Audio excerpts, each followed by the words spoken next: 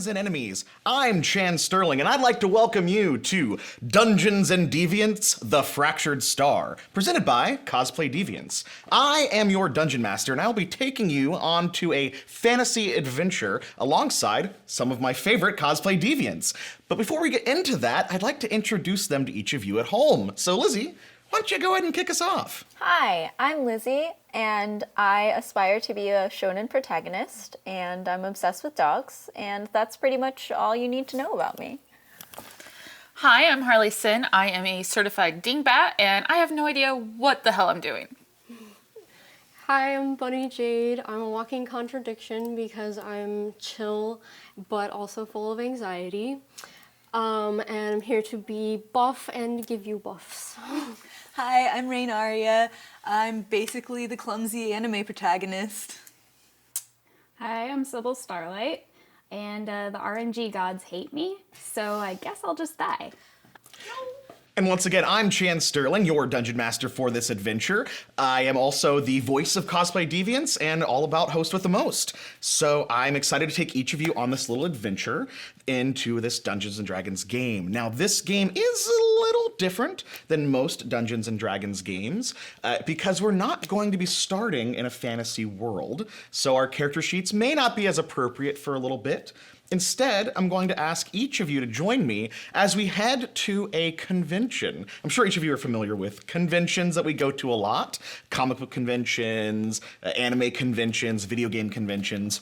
This convention that is very, very popular is a convention called Genericon. It is the most generic of conventions. It started as a joke many, many years ago, a playing on all of the other conventions in the world where people would just dress up as I am fighter and I am barbarian, and kind of became this in-joke that people loved. And to this day, people still arrive to this convention and do shows, but everything is non-specific as possible. So there are people like cosplay as an anime character, not a specific anime character, and it's the just general joke of this whole con.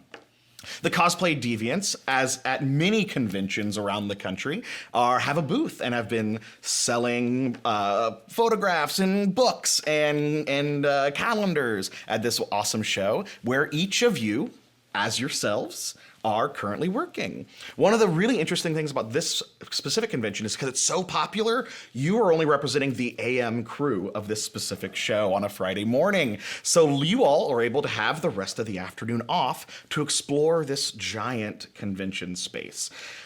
Anything that you would think would be at a convention is probably here because it is a massive, massive show. So I, because we were exploring this place together, would like to just go around the table and kind of ask everybody, where would you want to head first? What spikes your fancy in a convention? And we'll kind of explore the space together. So who wants to start exploring first? Who feels excited?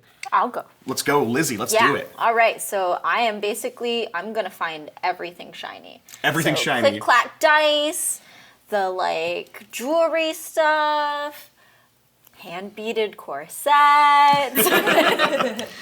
So, like I said, this has so many things, especially because this started out as like a generic fantasy convention. Of course, there's a dice booth on like every corner. So you go around and you just see a dice. You see across from the way the big booth of all the fancy corsets and hats and robes and all sorts of fun, exciting stuff. Is there anything specific that you would be looking for? Like anything that are you just like getting a lay of the land, or is there something that in your brain you want to get? Oh, see, I never know what I'm gonna buy when I go into a con. It just always, it tells me. It tells you. All right, so let's go ahead. Let me see. I have a very fun die that I like to use that has fun, happy, sad, excited faces. So we're going to go to the first booth, and we're going to see how happy you are with what you found. So you can go ahead and roll this for me. You are heading over to a corsetry booth. Do they have what you want? No. No. You head to this corsetry booth, and you can see that there's all sorts of models, like there's mannequins with beautiful outfits on. However, there's nothing on any of the racks. It's Friday, it is 2 p.m., and they have sold out of their entire stock. This is bullheck. Bullheck. So, yeah, it is kind of a disappointment.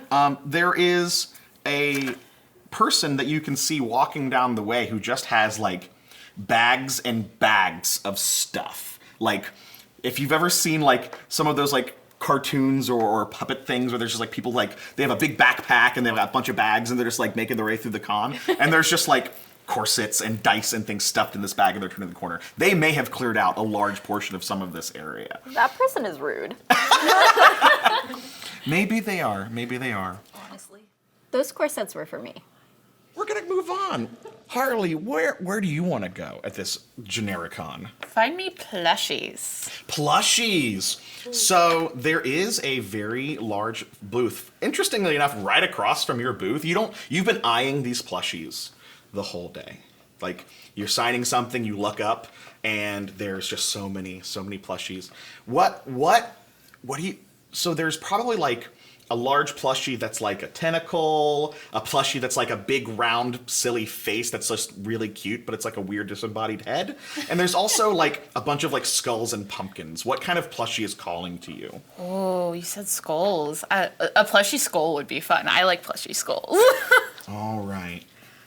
So, as you were watching all morning, seeing things from this slowly but surely get bought and bought, is it still there afterwards? Let's see if the die makes you happy at the end of it. Hey! They still have one last plushie skull that you're able to pick up. You walk right across the booth. The person behind the booth is just a nice older woman. Most of these plushies are actually her creations. They're not like purchased somewhere else. This is her. She's like her own little Build-A-Bear workshop, just making the weirdest stuff. And she's very much like, oh, we're almost sold out. We'll have to bring more in for Saturday. But what else what are you interested in? I really like your skull plushies. Oh, yes. Oh, this is the last one. It's not very expensive if you'd like to buy it. Let me go grab my cash out of the booth because I likely haven't grabbed my wallet yet. That's fair. That's fair. She's very chill. She holds it for you. You're able to buy the transaction. You're able to collect this nice little skull plushie. Fun to start. Nothing quite like cuddling the skulls of your enemies. It's so squishy. Bunnie, where at this convention would you like to go? I'm looking for cool, like, fantasy handmade items, like maybe some, like, potions or cool bone things, or Okay. maybe like dragons sculptures. I don't know. Okay. So in the back corner of the con is this large booth that has all sorts of taxidermy and like an octopus in a jar of formaldehyde and all sorts of strange anomaly, creepy etheria, right? Sweet. So the person who, of course, is selling this is just like this really, really tall, thin guy in a really tall, thin top hat that's made of leather because that's the vibe. You were immediately drawn to three specific things that are just really, really exciting. There is a taxidermied bones of a bat placed very, very in a nice frame. There is a big jar, and in its brightly green liquid is just a skull that you can't quite tell what it is. Like, it's definitely an animal, but not like a fox. It's definitely like closer to a person, but not a person. It's uncomfortable. Uncomfortable. Cool. And there is also a series of snake skins, like pressed underneath, like if they were like a pressed flower collection, just a bunch of like serpent skins. Ooh. Okay, I'm interested in the flower, like, snakeskin. Oh my god, snakes! I'm a Slytherin, so that's pretty cool. All right, let's see with our fun, happy, sad die, how this interaction's gonna go. I'm mad! Angie! Angie! You see this, you're like looking at this weird stuff, the skull is like, I don't like that, that's ooky. And you turn, and from across the booth, you see those serpents things.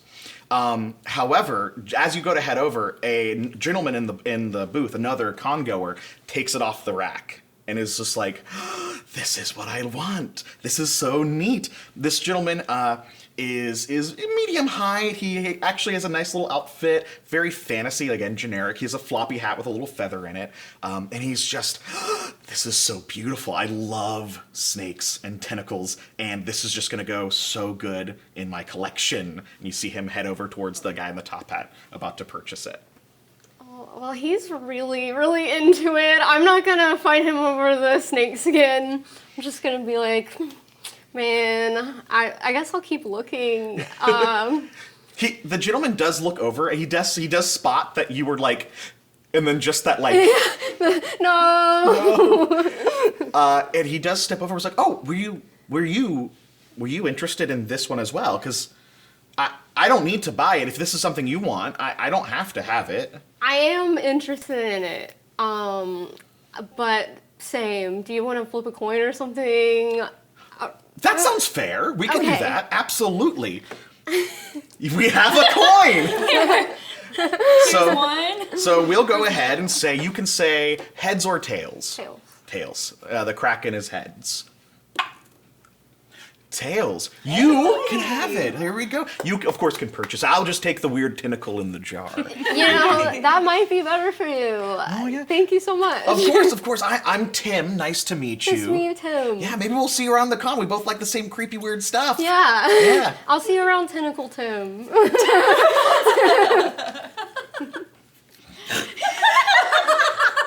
See you around Tentacle Tim. I love Tentacle Tim already.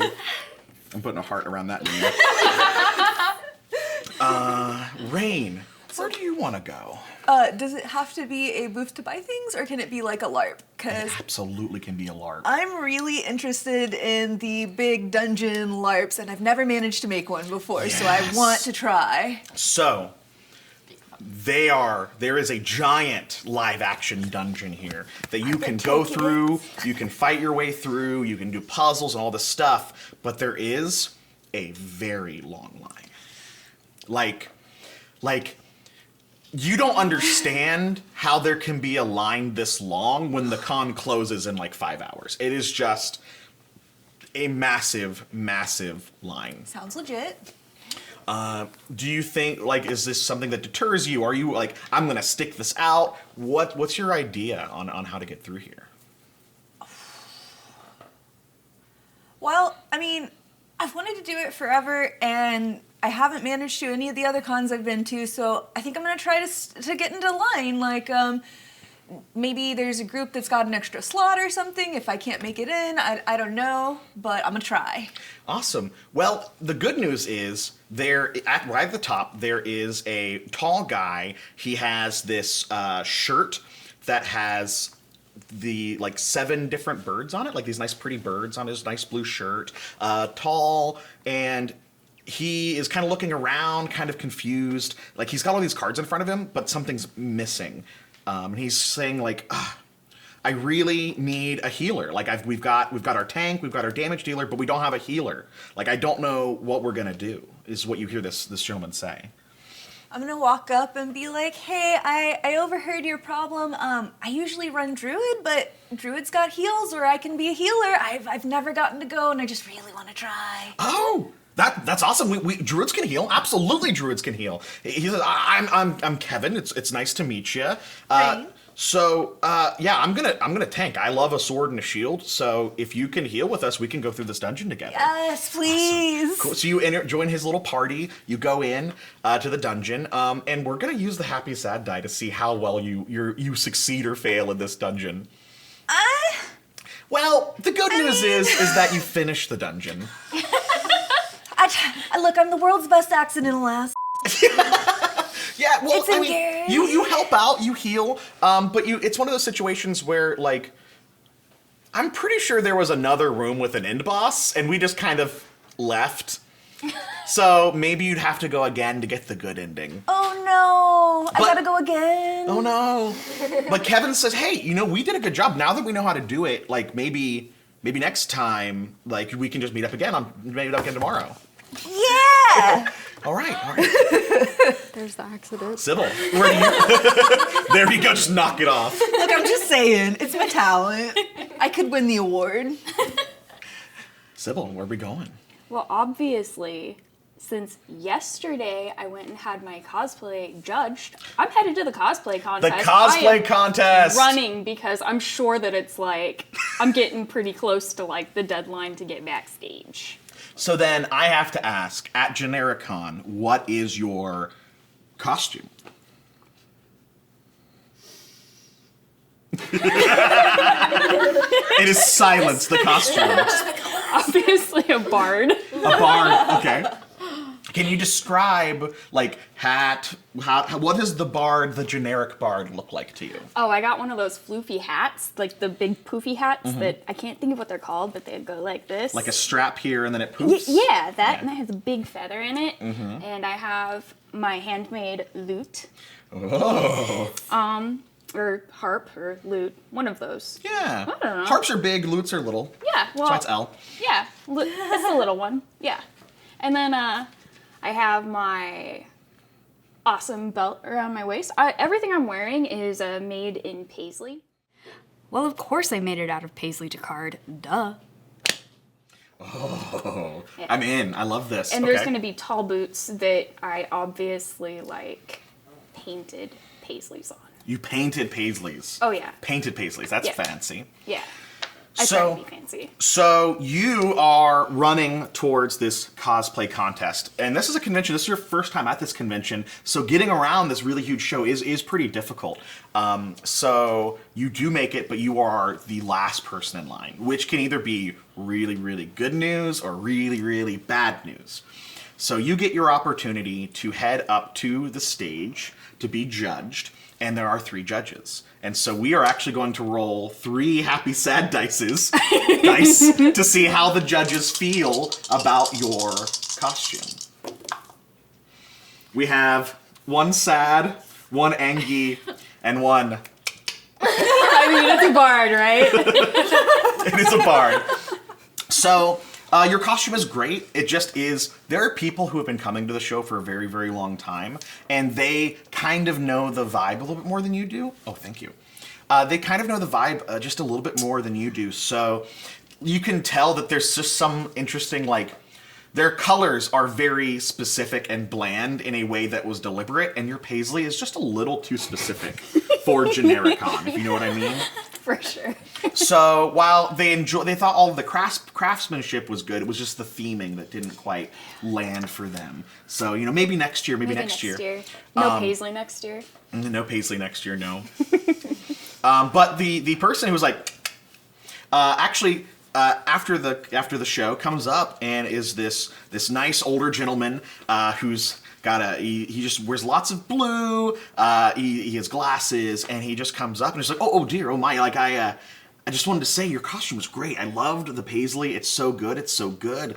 I wanted to make sure that you felt like you still earned something because you did so good, and the other judges just did not like it at all. And so he just like digs through. He just has all of these bags and this big backpack full of stuff on the back and just all sorts of stuff.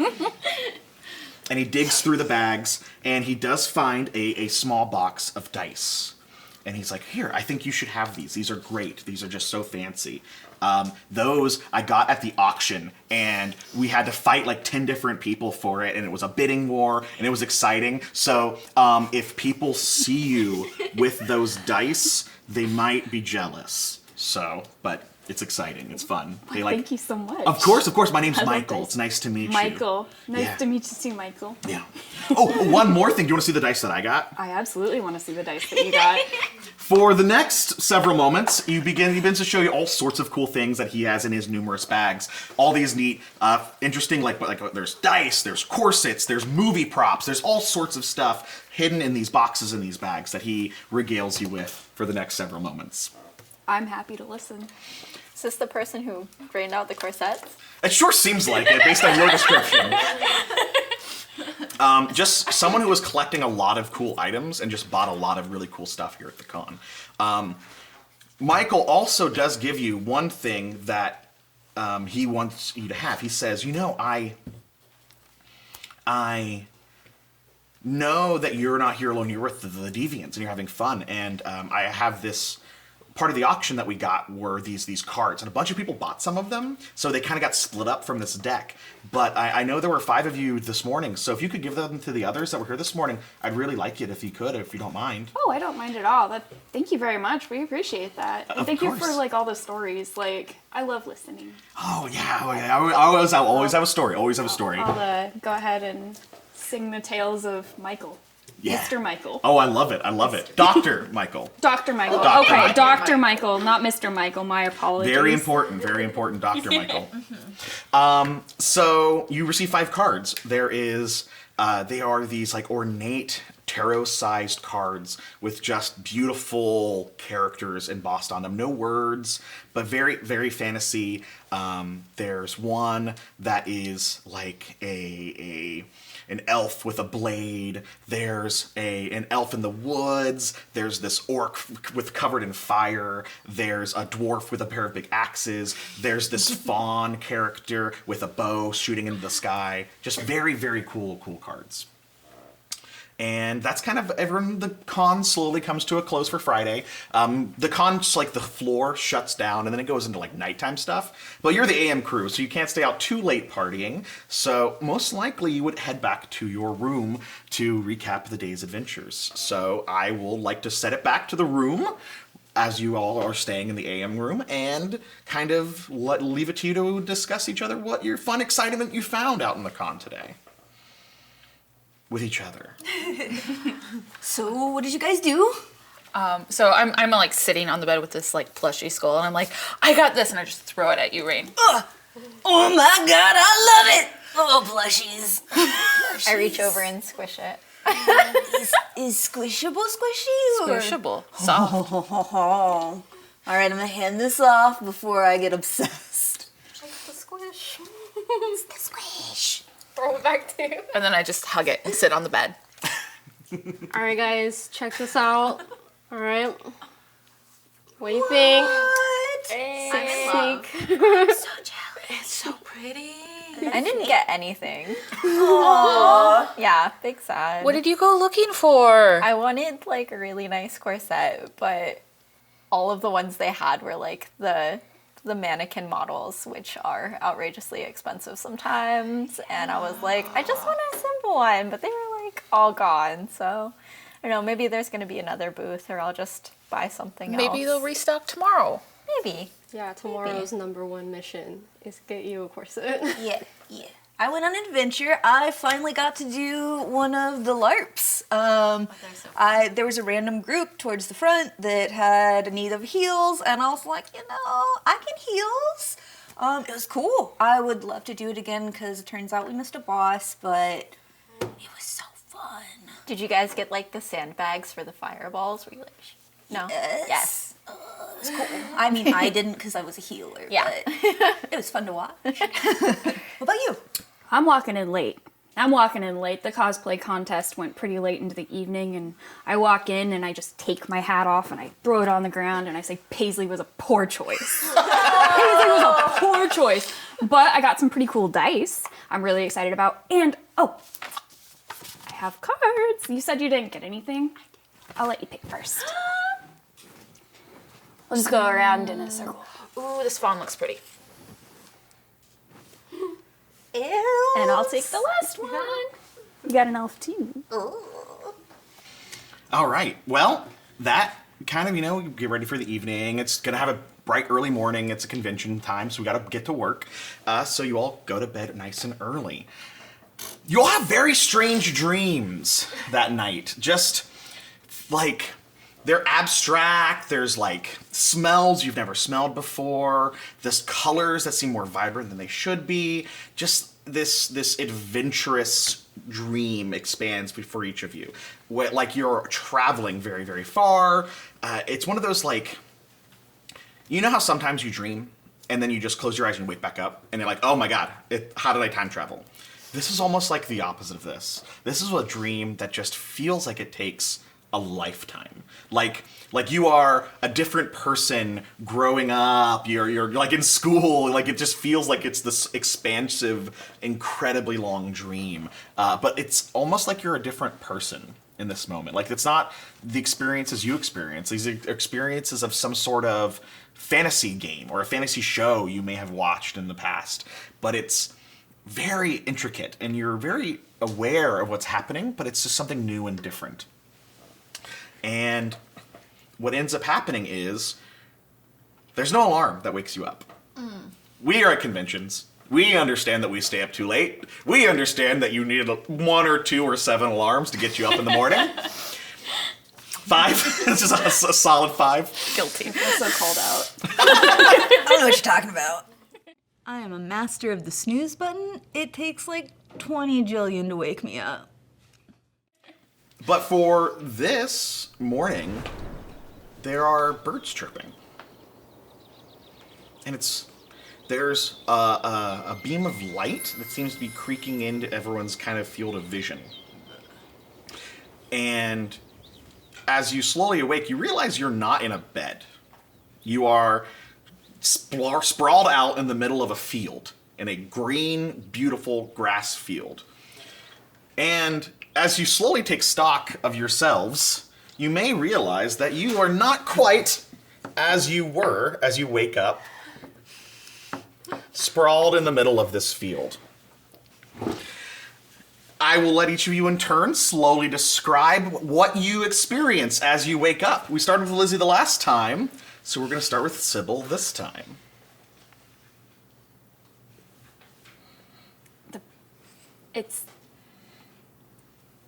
I was in my bed. What? And I'm gonna like There's grass. kind of sit up and like the grass, it's a little bit wet and I'm just kind of like, I hate wet grass. My butt's gonna be wet. And then I'll look over and I'll just kind of like see everyone and Lizzie, you have a beard? Lizzie, you have a beard. Can I touch it? Yeah. But also, why do you have a beard? And I am a very, relatively short arcane trickster. So I don't know that part. Just kidding. Elf with short black hair. Kind of has red going through it. Well, elf ears. Elf ears. Yeah, Definite. Yep. for sure. Definitely have elf ears. My What- shirt's nice. What kind of nice shirt? Yeah. Yeah, it's definitely like made of dupioni, and it is one of those dupionis that kind of change colors a little bit in the sunlight. So sometimes, like in sunlight, when it hits it, it's like pink, and then in another light, it's like an orangey yellow. And I'm wearing like a little black, like waistband corset thing. I have a sash, and I have black pants on. Ooh. Or no, tan pants. I lied. Black Tan pants. Tan pants, and they're made of linen. Oh. Yeah. Very important. Very important. And, Have to have that airflow. and yeah, then some nice black leather boots. Awesome. Rain, what are you like in this moment? So I kind of like slowly open my eyes and I'm like, it's so bright. Why is it so bright? Ugh. I sit up with my hand on my head and like run my hand through my hair and feel something. I'm like, what? What?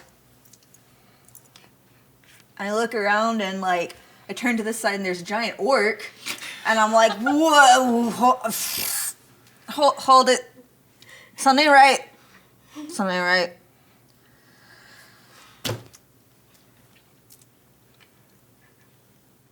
I've seen this anime before. Isekai? I just knew it right off the bat. This is where we are now. If I look to my side and I see an orc, there's like 2 questions. Or like there are not many answers that could be. I'm just saying. So I am a blonde-haired elf. I've got green like outfit on. It's kind of like a little bra top with a bandolier across it. That's got some weapons on the back, and then I've got like loose-fitted green pants. And and some bracers with like looked like real fur bracers, and a kind of like, yeah, I think that's I've got a little like a Julie tiara thing. Yeah. I want a cape. Can you make a and a cape? Can you make a perception check for me? Yeah. So that'll be your D20 plus your perception skill. I got a 1. That's good news. Normally that wouldn't be so bad, but I know it's not great for you. So you, as your hands are going out, and you're like, what is happening to this? You stretch your arm out, and a large snowy owl just lands on your wrist. Like it belongs there, but you did not see it coming. You were just like, oh, my arm, and then, oh my god, an owl!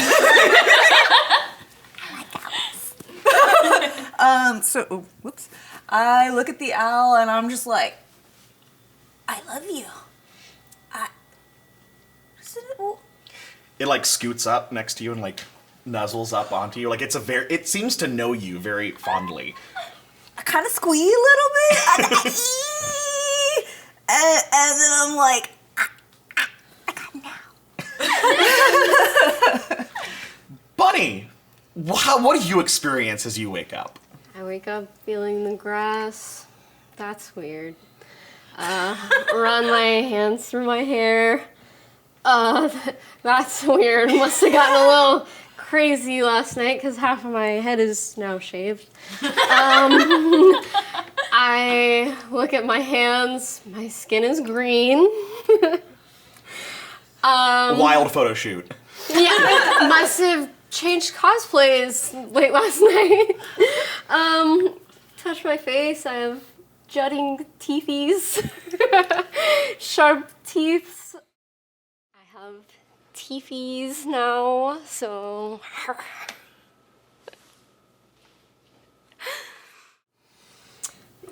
Am I tripping? And I guess I'm looking up and watching an owl land on your arm. I'm like, okay. Can you describe what you look like overall? Yes. So half head shaved, black hair, green skin, teethies, and I have dark red robes and gear and little bags on my side, which I'm now like, what? Yeah. I would like you, as you are kind of taking stock of this, to make an Arcana check for me. Is this the right dice? Yes. That big old D20. Yeah. 10. 10. Luckily, you don't quite understand what's happening, but as you move through, you kind of feel like you've used ice, one of those like ice hot powder, not gym, the rubs, the creams that, at first they feel very, very cold and then it feels very, very warm. You kind of, as you're stretching your arms out, you feel that sensation slowly move out, and your hand, just in the middle of your hand, a very small flame catches there, and you're like, how do you react to a flame just appearing in your palm of your hand? Oh, I am tripping. Okay. As you stare at it a little bit more, you kind of close your hand and it goes away in that moment. Not my first time playing with fire. Harlee, what do we got? So I'm like a side sleeper, so I'm like face down. I roll over and I'm immediately going to like see this, and I'm just gonna be like, Raen, did I eat one of like your brownies? I didn't have any. And then I feel something on my back, and I'm like, and I just like touch, and I look down, and I have like these furry legs, and I'm just, oh my god, I'm a furry. And I just keep touching, and then I realize I have these horns coming out of my head, and I'm just shook. Overall, I have like this like leathery armor with like this fur trim. but it's just like a bosom armor, nothing else. And some more around my wrists, and I'm just very confused. You do also notice that you have a large bow and arrow and a whole quiver of arrows as well. Okay. Well, a big bow and a bunch of arrows. So like this, like when you wake up, that like stumbles off of you because like if you lean weirdly in a quiver, they just go. Yeah. But, like, you're like, oh my god, arrows. So start picking them up and like putting them back and where they go, like just confused, full confusion. Lizzie, what's your experience? Okay, so I'm just like sitting up and like kicking my legs like a toddler, and I am just so excited. Guys, I have a beard. This is my dream come true. I had so much hair on my face, and it came all the way down to my belly button, and I was just gonna stroke it. As you stand up, you do notice very right away, you in the group you were towards like, at least the middle of the height section, and Bunnie it was towards the very lower end of the height section, and Bunnie now towers over the rest of the group, and you are firmly at like Bunnie's belt. Okay, I'm like stubby. All right, it's cool. Look at these arms, though. You are ripped, like, Can I feel your muscles? Dude, we're both ripped now.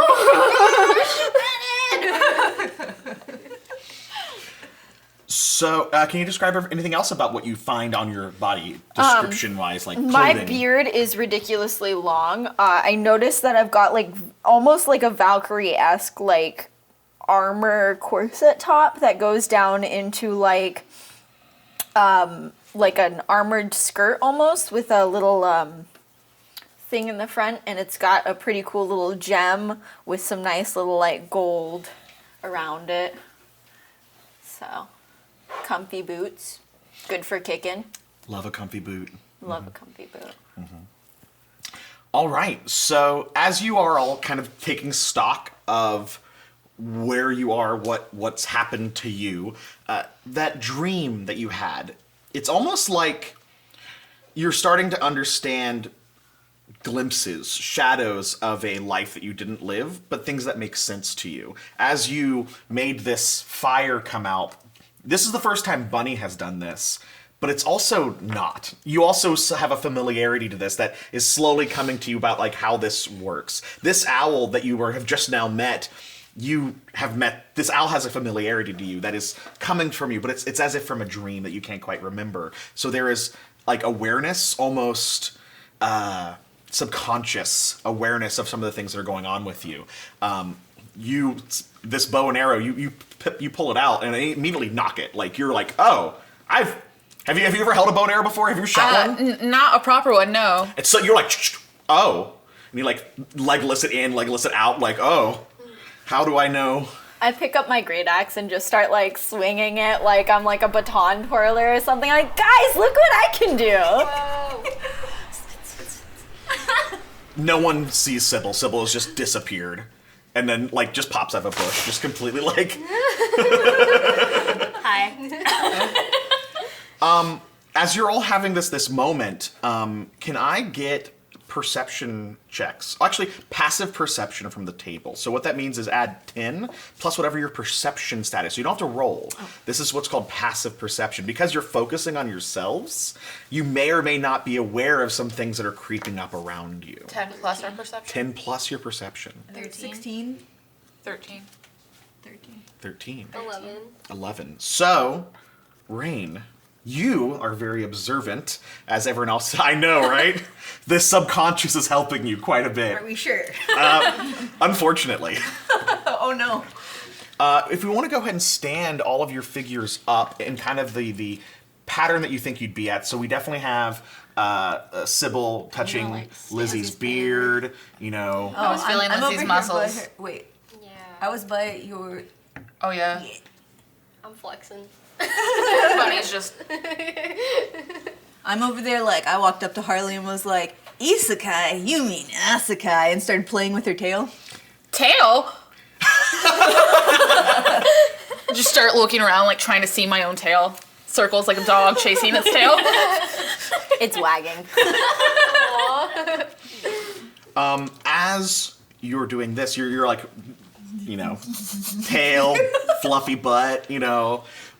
You look around you, and you're the only one that notices that you have at some point become surrounded by these tiny, goopy little slime creatures that are all around the group. Guys, we got company. At this point, I'd like everyone to roll for initiative, as you are all kind of waking up into your new, exciting, adventurous selves. 16. She got 19. You got an 8. Do we add? Oh. Add plus- there should be an initiative modifier that you can add in So there. 17. 17. 22. On your printed sheet. Oh, okay. 11. Okay, I'm 7. I was like, 16. Who had the highest? Bunny. She had 21. 21! Yeah. That's a good number. All right. So, Bunny, you are going to be the first one to take your initiative. In this game, we're just going to go around the table, and the enemies will take turns in the breaks. So, Bunny, you have the first action. While you are slowly becoming aware of your powers, you have full access to everything that is on your character sheet. However, it may be surprising to your waking mind once you start doing some of it. Okay. So there are these slimes. Now, they are adorable. Like, think of just a big, goopy, green blob with like a little, like, if it was hair, it would be like a cowlick.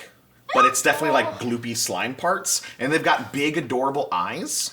And as they approach, it's like, oh, these are super cute. But like, it's almost like a jar with a hinge. It completely circular opens up into there's a massive, like, horrible teeth upon teeth upon teeth as it closes down. So it's like super, super cute. Horror! Okay, I'm like, oh. And I think I would instinctually, after feeling my fire in my hand, kind of ready that flame, and I would like to cast Firebolt. Firebolt. All right, you're gonna on the one nearest to you. All right, let's do it. So like you're gonna roll a d20 plus your ranged attack stat, which should be on your spell level, which is probably your charisma modifier. Would be Okay. my guess. I'm rolling a d20 and then adding my charisma modifier. Yeah.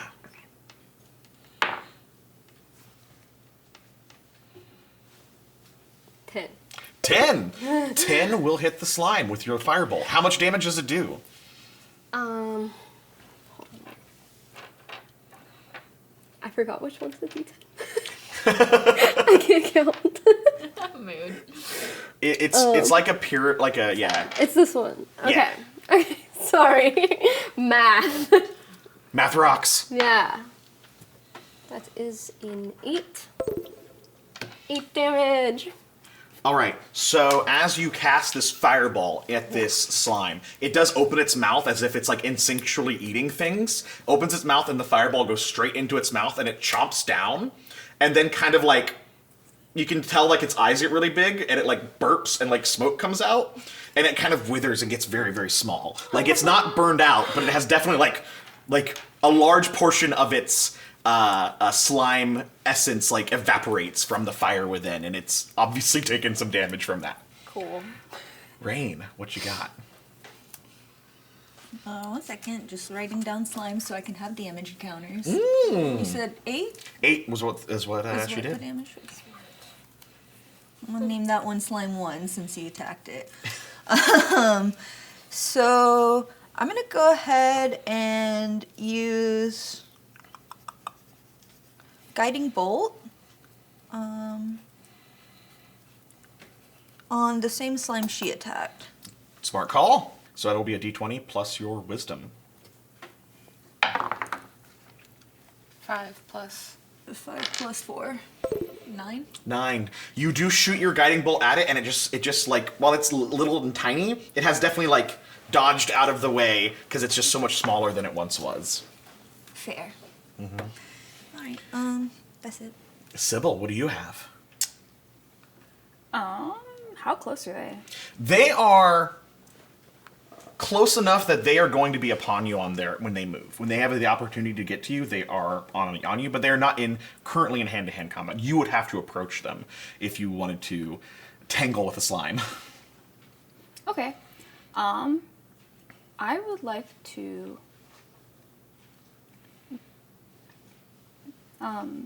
move behind one of them. All right, so I'd like to be, as much as I can, go around.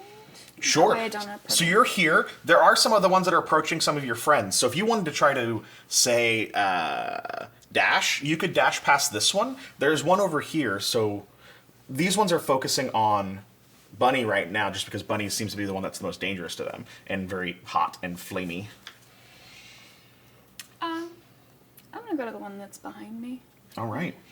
So you can dash over around behind it because it is kind of looking at you. You probably won't be able to get it to stop focusing on you, but should one of your friends help you, it will probably lose its focus on its next action. Beautiful. I'll go ahead and roll to hit it with my short sword. Let's do it. So let's go ahead and move your character around to the backside of this slime. Okay. And I missed. What's your This attack one? bonus? That would be my Proficiency Proficiency bonus plus plus- dexterity. proficiency bonus. Where is that at? Do you have your weapon? Oh, we didn't do it. So yeah, didn't so write it's it going to be your down. +4, +2 is +6. So 11. 11, that is going to hit. Oh. All right. Cool. So how much damage does your short sword do? 1d6. 1d6. 4. 4 points. All right, so you definitely get over there and you stab into the slime and swick away, and a little bit of it gloops off to the side and falls down to the edge. It is about half of what was there before. You cut away a significant portion of it. All right. So 1, 2, and 3 will begin to take their moves. So this one definitely went ahead, is going towards the one that was just recently shot by the guiding bolt. This one is going to move towards Bunnie from behind. You were unaware that one was there. And then this one turns to face Sybil. And they all open their large, goopy mouths and attempt to chomp on each of you. So let me see what we got here. What is your armor class, Raen? 13. 13. You are going to take a hit. You are going to take 3 points of damage. Bunnie, what's your armor class? 13. 13. It chomps towards you, and you're just like, huh, huh. You're able to dodge it. And Sybil, what is your armor class? 14. 14. It also chomps back at you, but misses as it chomps towards you. Lizzie, it's your action. How big are these dimensional? So you're small, remember this. Yes, but yes. they are, think of a globe in school. So a this, big beach ball. So okay. And then any of the ones that have taken damage have begun to shrink. Okay. But they're like a glooby beach ball. Okay. They're really cute. They are. So I'm gonna go over to this guy and pick him up. All right. So that would be a grapple check. An opposed check. That'll be a d20 plus your strength modifier. Oh man. You rolled a 1! The good news is that a grapple was successful.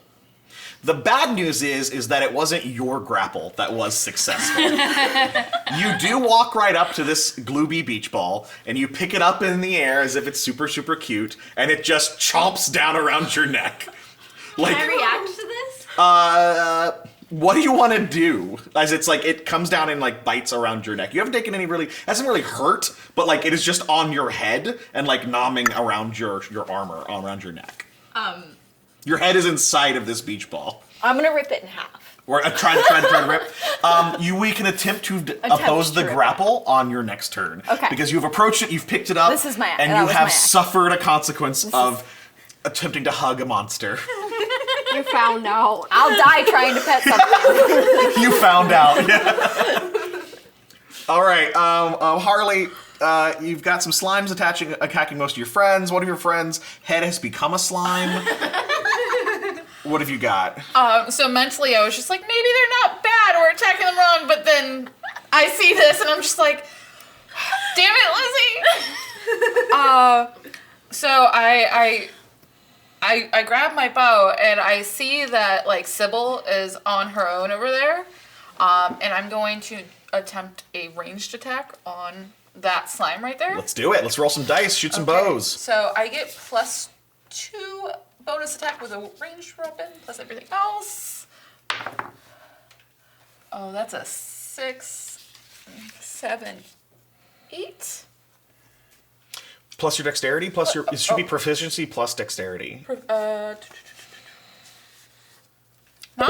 9! You definitely shoot your arrow and it goes passes the slime and just right past Sybil's head. Yike. So not Legolas. Just gonna look up at you like, So one of the slimes does run towards you now that you have taken a shot at one of them. So if we can move that one a little bit closer to you. And that one is going to try to nom on you. On my butt? On your butt. What's your armor class? 12. 12! You're gonna get that nommed butt. When it jumps up, you take 5 points of damage, and it definitely gets a little, like, it's like on your, like, tail, like, oh no, God, it's on my butt! Lizzie, I want you to roll these dice for me.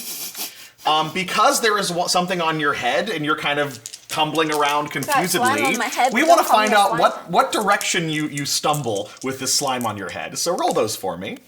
1 and I don't understand. Oh, so that one's a target. You are going, usually you're like stumbling around with this thing, and if you had gone a different direction, you could have tumbled otherwise, but you're just able to stand still. You're not falling into any of your friends, not falling into another slime, but it is attempting to bite around your neck. Oh. So we're going to do another opposed grapple check to see if you take damage. So roll a d20. What does this mean? That is a natural 20. hey. So that means in most of our scenarios in combat, natural 20s mean very exciting things happen. You will often, in a damage scenario, roll double damage. In this scenario, because this is an opposed grapple check, I'm going to let you get the better of the grapple at this point. So you're unable to you do like rip the slime off into 2 pieces. Don't call me a slime head. As you rip it, it does like congeal back into your hands. But now when it comes back to your turn, you are in control of this spiky beach ball that you're holding in front of you. Bunnie, what you got? Okay, I'm noticing the one that tried to chomp me from behind, turning around, and I want to make a gust of wind to push it back away from me. All right, what spell is this? Gust. Hey! Like the Pokemon card. Yeah.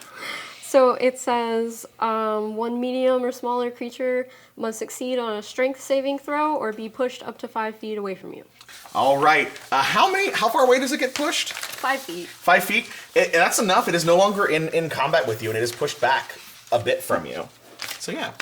Was that a standard action for you? Oh, that was my cantrip. All right, does it say if it's a standard action or a bonus action? And we can double check that. It does say casting time 1 action. Yep, okay. Yeah. So since you were able to cast that spell at it, you're now free, so you can move without having to like disengage or run away. So you can move towards another ally or maybe give yourself some space from this slime now that you're no longer in melee combat with it. Okay, I want to move a little closer to Sybil. Because she's kind of on her own over there. Are you gonna like run up to the other slime so maybe Sybil can get advantage on her attack? Are we flanking? Yeah. Yeah. We flanking. Buff Bunnie flanking a slime. Let's go and get moved right up in there. Yeah. Raen, what we got? So I'm gonna go ahead and use Thorn Whip on the one that's by me. Mm-hmm. I guess this guy. So it's a melee spell. So that means you just have to be in melee combat, but you still cast your spell attack. So that's going to be your d20 plus your wisdom. 14... 18? It hits. So how much damage does Thorn Whip do? And then it's 1d6 piercing damage. All right. Is this my 6? That's an 8. Oh, duh. It's the square. 4. So this was the one that has already eaten a fireball, and you're able to. Thorn Whip is literally, as help me describe it. Yeah, so it's a thorny whip. Yeah, it's like a nice long. Yeah, it says that it actually attacks at my command, so maybe it's its own thing. Like Yeah. it's not like me doing it. It's just like rises from the You're ground. like pulling a whip up out of the ground, like a big thorny, horrible plant tentacle. I'm and like, just take my brambles. It does come up and just whips it, and the slime just disperses and is completely gone. Yeah, take it off. Get out of here. That slime got smacked. Get on out of here. Sybil, it's your action. All right, well, You are flanking a slime. sure am. Roll to hit. Probably will hit. So that 15 plus will hit. You also have advantage because you are flanking your yeah. opponent, so you could attempt for a natural 20. Nope. All right, but you're still gonna hit, so you Yeah. now have access to your sneak attack dice. Yes, so I have my short sword and my sneak attack dice. So I have 5, 9. 9 points of damage. 9 points so of damage. as Bunnie comes up and just ooga booga boogas, I guess, at this slime on the other side. Just this orc chomping over. The slime kind of looks around to see the other side, and you're just able to whip your blade and just slice it right in half, and it just around and it's gone. Bye, Felicia. This slime is still quite hungry, and it is going to come marching towards you. So this is what happened with Lizzie. So Lizzie's now facing the other direction, has a slime in her hands, and then another slime comes up to be in front and attempts to take a chomp out of our barbarian. And misses. What's your armor class? But I'm pretty sure it misses. 16. Yeah, it misses. Lizzie, you're in control at this point. You have a slime in front of you, but you also have a slime in your hands. So now you can attempt to attack it, do whatever you want to do with it. Is the slime in my hand still have its mouth open? Yes. I put it on the other slime. All right. Make an attack roll for me and add your strength. So d20 plus strength. 7 Plus 4. 11. 11. You're good. We're all helping each other here. I don't do the math. Yeah. Counting. So My intelligence is you've low. pulled the slime off. It is recongealed and it's just and you just chomp it down on the other one. Yes. Two things happen here. One, the slime does chomp down onto the other one and cuts it in half.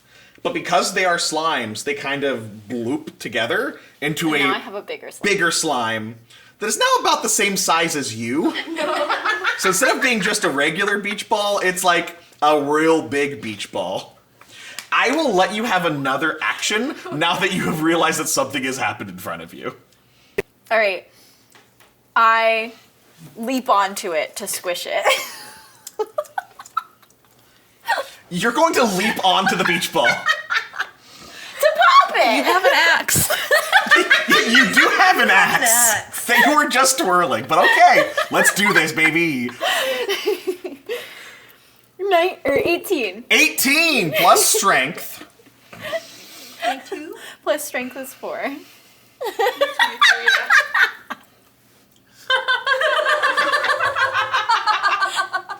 Good job with getting on your shoes. The good news is that the slimes are goopy to each other, but not to you. So, you will bounce off. It is like a solid mass. So you do deal damage. So I would like you to roll a d4 plus your strength modifier to attack the double slime. 4. Plus my strength mod is 4, so 8. All right. So let me see. That's the double slime. That's these two. Okay. So 8 points. Awesome. However, so you do a nice belly flop. Doo-doo. Onto it. You're definitely gonna hoopla. But have you ever seen any of those, like, Asian game shows or, like, Wild and Crazy Kids where they have to jump onto a big beach ball? What happens? They bounce off. You bounce off the other side. So I need you to make a reflex save to see how you land Is this on the my other side. acrobatics? No. Oh, This is okay. not controlled. Okay. So this is a save. It's going to be in that top section, I believe. Oh, just do a dexterity save. I'm sorry. Okay. I think reflex I save is have an older advantage term. on It's just dexterity save Dex. What am I rolling? now. D20, and you add that number, but I think for you it is I have a plus. advantage on Dex. You have an advantage on dex save, so you get to roll that twice and take the higher number. 20. Where do you want to land? Where do you want to land? So you are going. You've gone this way. You're going to land on your feet. I was gonna say I like flip over and land like staring straight at it on the other side, like bam. Now she's fine. You absolutely do it. You have created the slime, belly flopped onto it, and landed gracefully, beyond all odds. Harlee, it's your turn. Oh, I'm facing this too. Yeah, I'm just like there's a slime biting my butt right now, and I'm just impressive. And so I'm gonna take my bow and I'm gonna like try to smack the slime that's on my butt. to like get it off of you. Yeah, so that's a melee attack, right? Sure. Yeah. So that would be D20 plus your proficiency plus strength, since you're using just the bow. Oh yeah, proficiency bonus plus 2. So a 9, 11, 15. 15's gonna hit. Roll some damage. Because it's just your bow, it's not really like a sword. Just do a D4. Okay. I'll also get a D4 of psychic damage since it is a weapon. Oh, sure, yeah. Your Fey powers.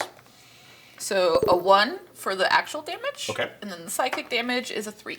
All right, 4 points. Onto the one on your butt, which is... Okay. So that one is hurt a little bit from your slash. The big slime, while we have dealt some damage to it, and it was 2 slimes put together, it is now back to about 1 slime's worth of goo, based on how much it's been hurt. And it is the slime's turn. So you have knocked this one off of you, and it... I think that this one is going to... It is going to jump into the other slimes and like reconstitute back into a slightly bigger slime, and it is going to chomp at Lizzie. So that's 19's probably going to hit. And because this is a bigger slime, we're going to roll a slightly higher amount of damage. Oh, that's not too bad. You're going to take 5 points of damage. What does that put you at? You still have quite a bit of hit points. Yeah, y'all let me know when and if you need heals. 33, yeah, you're fine. So that's going to be our slime. So now we have, like, just one, like, slime together here. Is that right? Big slime. Yeah. Did you put magnets in those? Yes. Oh, that's awesome. Sorry. Bunnie, you are over there next to this giant gloopy critter. All right. I want to throw my flame at it, at the giant goop slime. Yeah. So I'll roll for attack. Let's do it. Natural 20. Beautiful.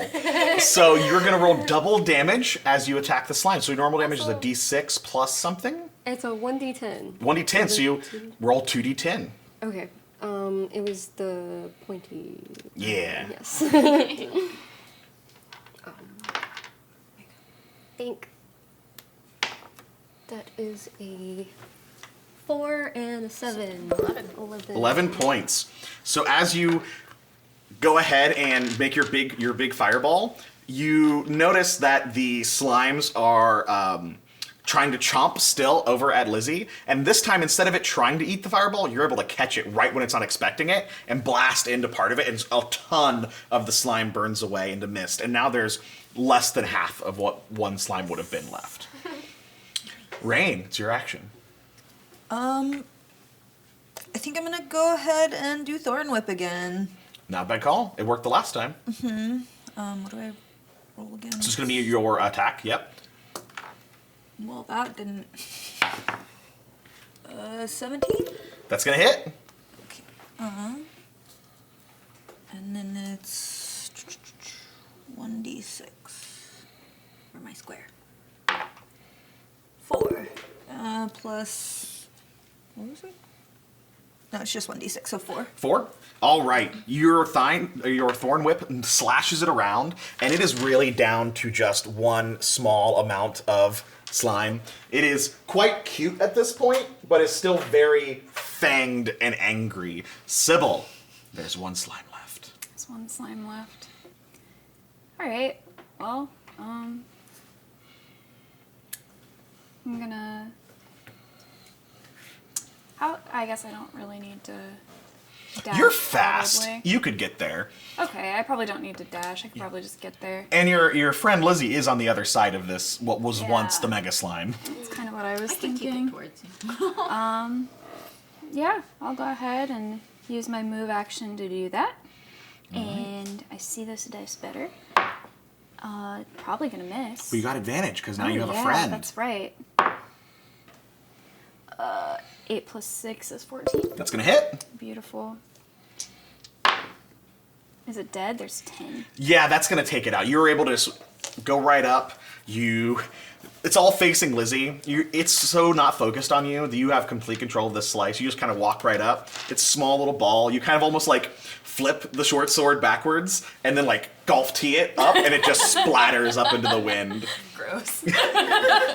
Does it land on us down the wind? Yeah. Oh yeah, it goops. It just. All right. Well, sorry guys, but I'm gonna just go ahead and pretend that didn't happen. I mean, I almost shot you in the face, so fair. All right. Okay. Yeah, you can have goop. I guess that was payback. All right, you successfully defeat your first monsters in this world. I wanted it as a pet. We did it, Reddit. Well, how do you respond to this now that you suddenly have had magic powers and martial prowess that you may not have had before? How do you all respond to this? Isekai. What? I love that you are just like, I know what this is.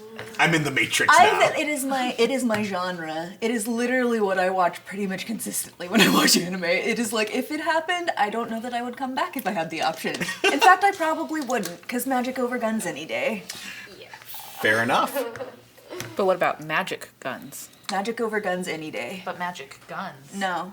No. All right. Fair. None of that GGO stuff. As you are wrapping up here, you begin to hear a like. It's men with coconuts. I was just gonna say that. Wait, Ed's here? So as you are kind of at the bottom of a valley, and where the sun is cresting over, this beautiful horse, this pony, crests over the edge, and it is a large, beautiful horse that is in plate, has long golden mane, and it appears cresting over the ridge. And there is a large great hammer kind of slung on the side of this horse. It rides towards you. It has no rider. It approaches you and says very quickly, "Are you the chosen ones?" You talk? Did that work? I start counting legs. There's only 4. Why is it speaking? Don't those speaky ones have 8? "You are the ones from the other world. Quickly, you must come with me." I'm just kind of sitting here like, I don't talk to strangers. Like, what's going on here? Stranger danger. Stranger danger. There's a horse talking to me. Okay, this is fine. Since I'm like just part animal that talks as well, obviously, I'm just gonna. Who are you? She says, "Of course, my manners. I am General Sugar Spice of the Concordian Legion." You're so cute! She seems almost like upset by this, but she understands that she is adorable, but she is a general. Like, she is in full plate with a hammer. This like is her job, and she takes it very seriously. but she is adorable. She gets a tilde at the end of her name. It's Sugar Spice. Sugar Spice. Does she have a really high charisma? Just wondering, asking for a friend. You would. I won't tell you what her stats are. Oh, no. Just wondering. Just because she's but so beautiful. You can, like, she is radiant. Like, there is something calming and safe feeling about this horse as she comes up. And you realize that part of that glow that when she crested was not just sunlight. Like, she almost has a divine, like, energy coming off of her. Interesting. Can I cast Detect Magic just to figure out if, like, anything about her is familiar to me? Sure. You cast Detect Magic. I'm not going to make you roll anything for this. Okay. You just sense that this is someone who has a touch of divine magic to them. Definitely a sun god power, some sort of sun god magic coming through them. And that's about as close as you can get. The subconscious of, like, this world that's feeding into you is very. Do a religion check, actually, since you're the one doing some magic here.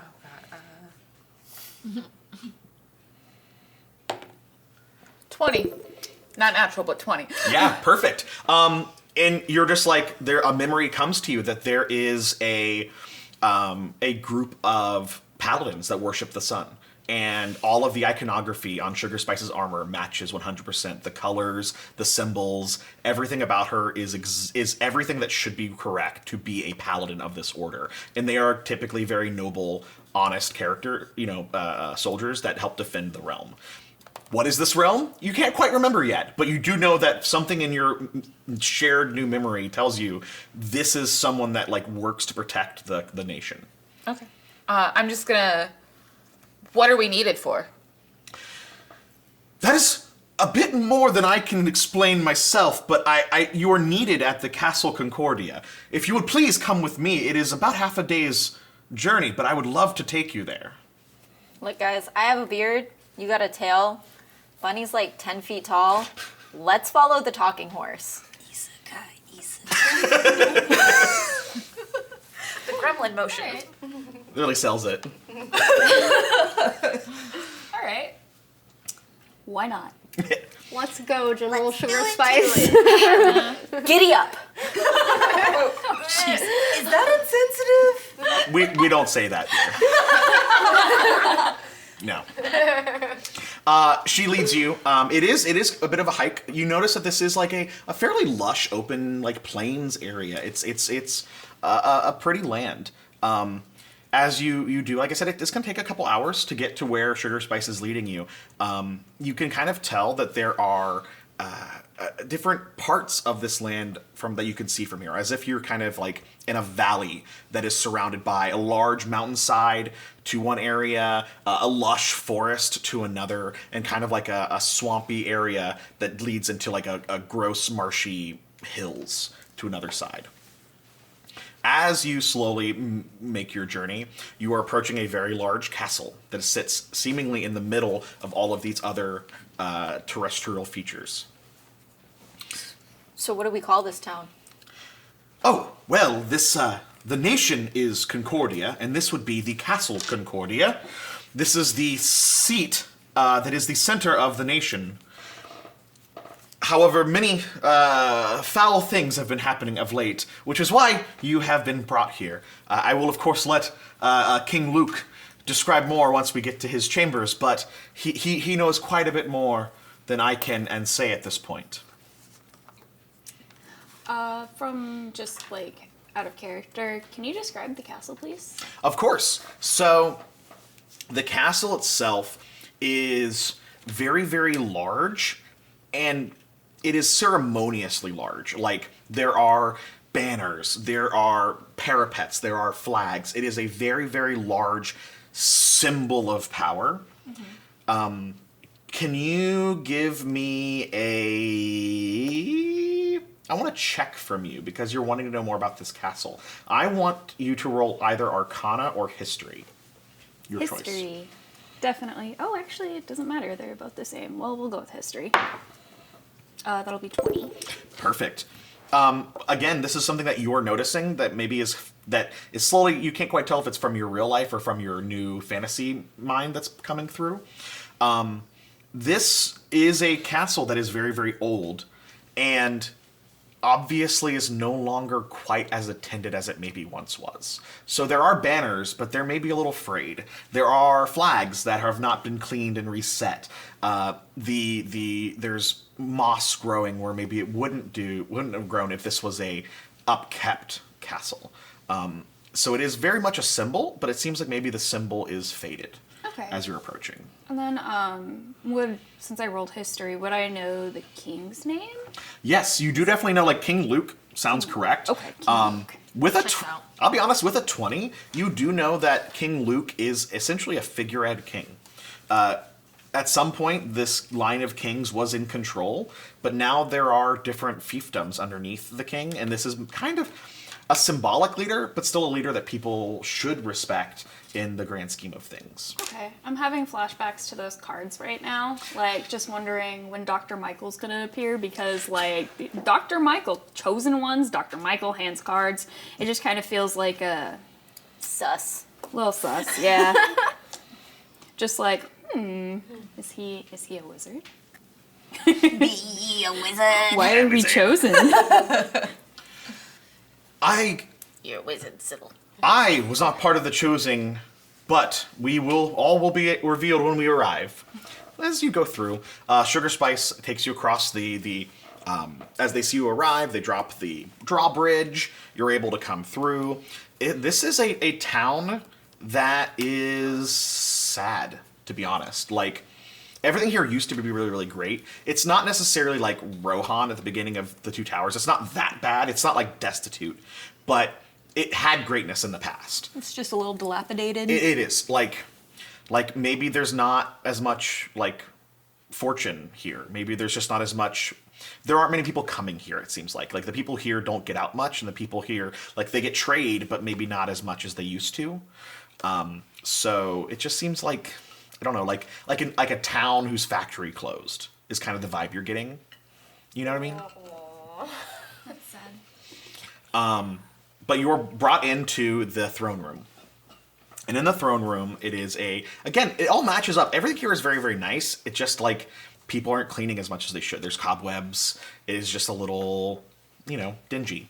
But there is still a very large throne, and there is an older gentleman with a nice large crown and a big bushy beard. And he's wearing like half armor, half robes, like a very fancy outfit that he obviously has put on to meet whoever is coming up through here. As you enter through, there's a few people on the side.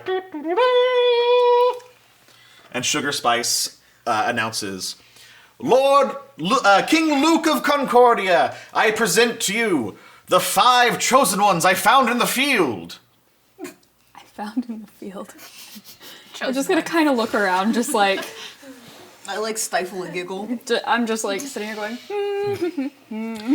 The king kind of just like strokes his big beard, looks at your beard. I stroke mine back. He kind of leans over, and like a tottering old man with a super long beard and a bald head kind of comes over him. They whisper. They look at you. And the king just kind of levels and says, You are the ones from another world. Is that correct? I think so. Pretty sure. Yes. which one's the real world? You're kind of having that like split. You do know you're from somewhere else. You're just getting like a little bit of like ability to help, but you do know you're from Earth, maybe. Who speaks for your party? Nose goes. I just point at Sybil. I'll talk. What's up? Just gonna point over Hey. here, just like Sup, we're fam? all just like pointing at each other. Beard bros.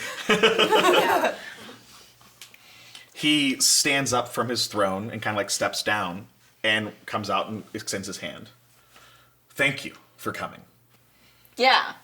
I assume you know why you have been called here. Yeah. No. Don't remember. You guys made me the talker. There was a problem. There was a problem, we hear. We've come to solve it. Hopefully it's not math. He kind of looks over back at the wizard. Whitlock, come here. I thought the spell was supposed to inform them and prepare them for what we need them for. And the old man's like, sire, so this kind of spell is a bit more than we've cast before, so there are some tweaks and turns that go through. We did send out a lot of cards to try to bring people in, and we weren't quite sure who we'd get. And he kind of looks back at all of you. All right, well, perhaps we should dine, and I can teach you a bit about what is coming. Hope you're ready for a long and arduous journey. Dark times are ahead. But for now, we shall eat. And he snaps his fingers, and people come out and start setting up a table to have you all eat and sit down. You're all able to gather around. Sugar Spice has a spot over on one of the tables. She doesn't really sit. She's a horse, but she does maybe bring, greens and nice stuff out for her.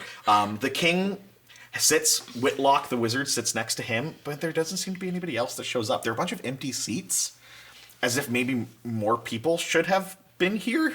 Like, not people that are always here, but like, there's 5 of you, and there's like 5 other seats that are empty. So like half the table. Yeah. And the king speaks. He says, listen, I don't want to lie to you. You've been brought here to help us with something quite terrible. Our nation is under attack by a horrible being known as the Worm King. A fifth of our nation is lost. And we're worried there won't be much more to protect at this point. We were once a very proud nation with lots of power. My father was a king that ruled all of the different lands here as one.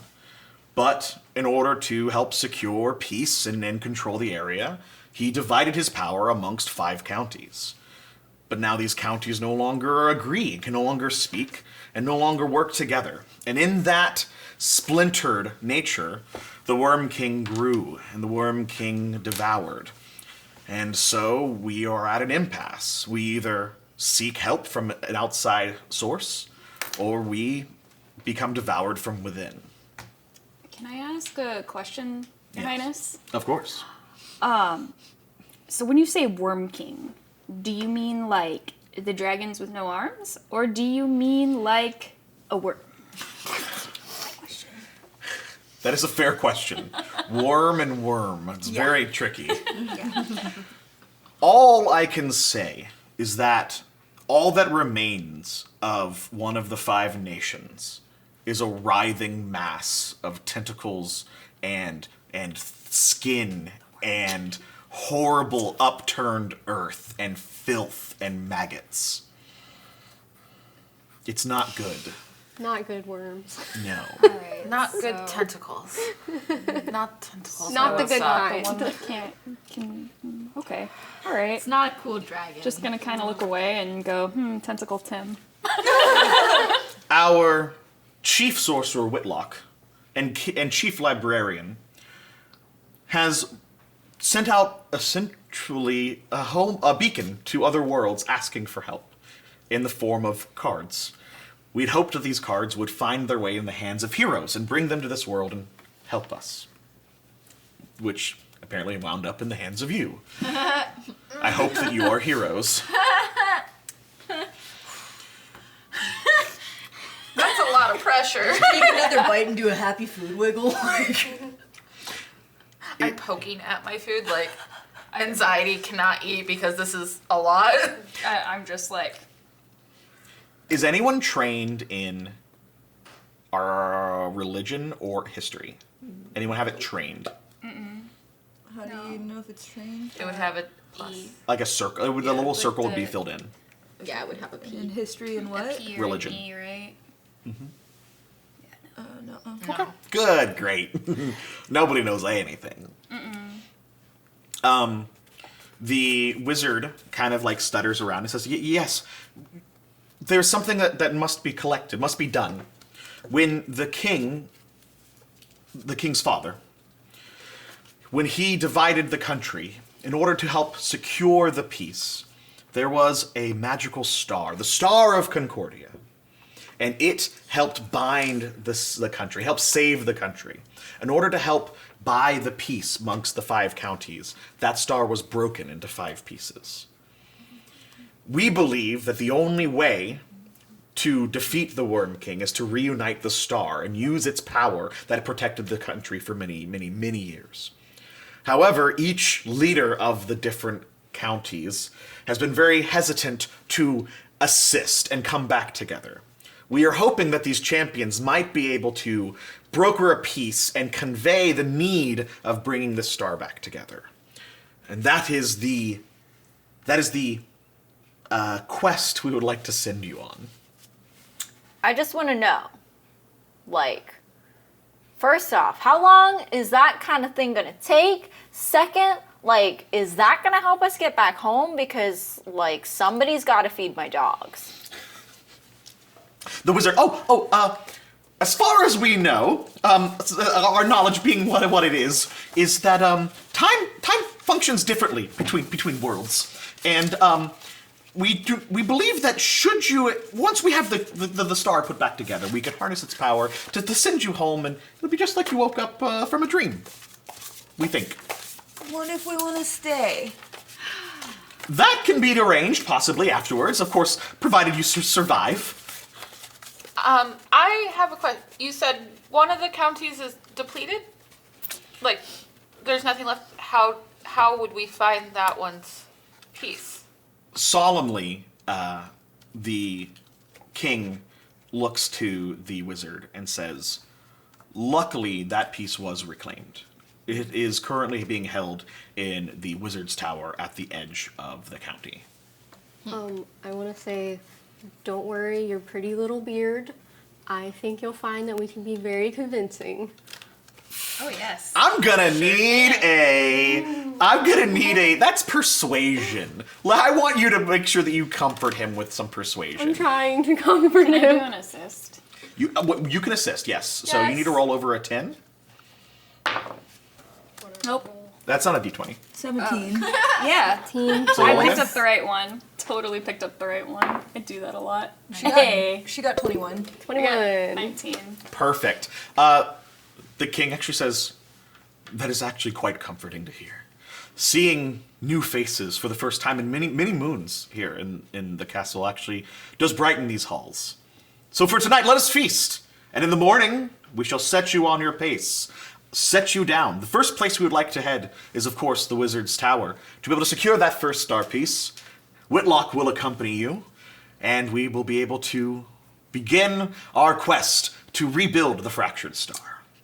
Your Highness? Yes. Quick question. Are we gonna get like a wagon and oxen, or are you making us walk? Whitlock, did we prepare a wagon? Sir, we actually did not prepare a wagon. All of the wagons have been assisted to the war effort, so we may not have much. So it may be a bit of a hoofing it, as they say. Can we at least get a donkey for the short one to keep up? Hoofing it? Did you just insult General that way we've Sugar's- got we can use it as a pack horse. If you don't want to keep up with us, you can ride it. Like, we could use a donkey. I will carry you. All right, you're going piggyback. 2 things happen. 1, General Sugar Spice does not appreciate the term hoofing it. You can just see her give like a look. That like, not appropriate. But Whitlock does say, we can arrange a large hound. Ooh. And that will bring us to the end of the first night here in Concordia. And that will bring us to the end of today's episode. We will see you next time.